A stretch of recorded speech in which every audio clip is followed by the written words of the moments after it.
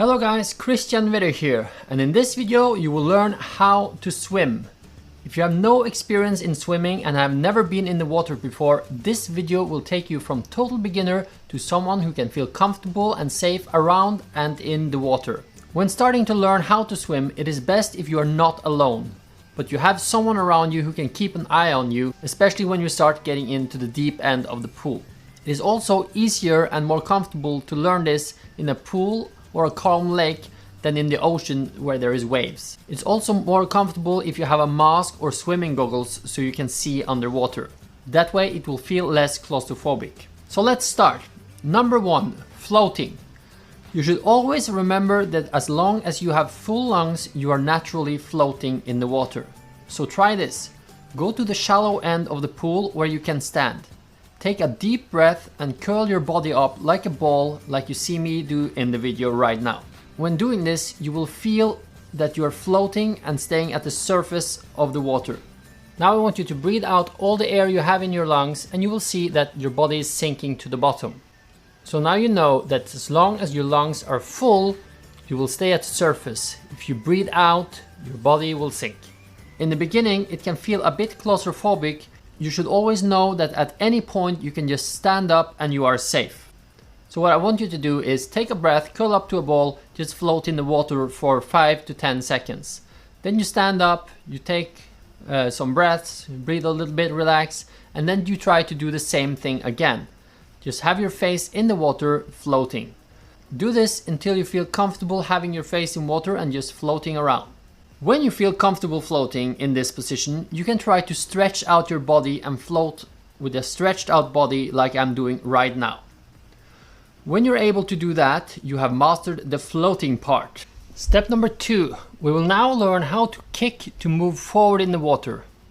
There is 3 parts to the kick. 1, pulling the legs in, 2, flexing your legs while kicking out, and 3, collecting your feet together and stretching your ankles. To learn and get comfortable with doing the movement, you can hold on to the edge of the pool while practicing to pull your legs in, kicking and collecting again and again. It will take some practice to get the move automated so it feels natural, but it's not very hard. When you feel like you got the movement right, you can grab hold of a floating board or anything that floats. Even a big empty water bottle with a cap on will do.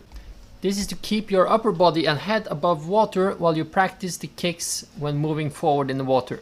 When this works okay for you, you can try to float on your back without holding on to anything and just practice the kicks if you like. You don't have to hold your breath while swimming on your back. Just take smaller breaths, and remember, as long as you don't breathe out all the air in your lungs, you will float. When this feels comfortable, you can move on to step 3. Which is using your arms. You can start practicing the movement while standing with just your head above the water. Stretch your arms out forward, move them around while holding them straight and then collecting them. You put your palms together and stretch your arms out over your head again. You should also twist your palms outward when pushing the water around your body. When you get the movement, you can try to lay on your belly, stretch out your body and use your arms to move forward. You use the arms to push your body forward and up so you don't sink in between the breaths. With some practice, you should be able to do this with no problem. In step 4, we will combine using arms and legs. You will now pull your legs in, kick with your legs while you stretch out your arms.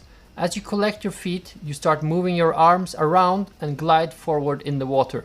You repeat the motion and you are now swimming. In the beginning, it will probably be most comfortable to swim with your head above water at all time. But when you get good at it, you can try to put your head down in the water as you start kicking. And when you pull your arms around, they will push your upper body with your head out of the water. When swimming like this, you breathe in when your head is above water. You then breathe out while your head is underwater. And as your head comes out of the water, you quickly take a deep breath and you repeat the motion, breathing out while you have your head underwater. This is so that your body is more stretched out and you will be able to swim faster than if you keep your head above water all time. And that is all there is to get you started with swimming the breaststroke. Before we move on to the deep end of the pool where you can't stand or touch the bottom, you should feel comfortable swimming around without touching the bottom for a while. It can also be smart to learn how to thread water and how to float on your back, so you won't panic if you get tired. There's a link in this description below on how to thread water and how to float on your back. If you can, I suggest you take a swimming course. That way you will learn how to swim from a swimming coach who will help you with your technique, and you will be a better swimmer who are able to enjoy the water more. Hope you liked this video, and if you want to see more videos like this, please subscribe and hit the bell button so you will be notified next time I upload a video. Have a nice day!